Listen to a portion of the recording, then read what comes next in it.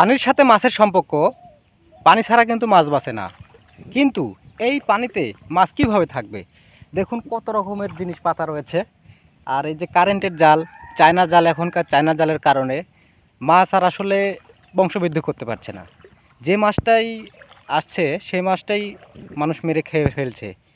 আসলে দেখুন, আমরা কিন্তু নিজেরাই নিজের ক্ষতি করছি।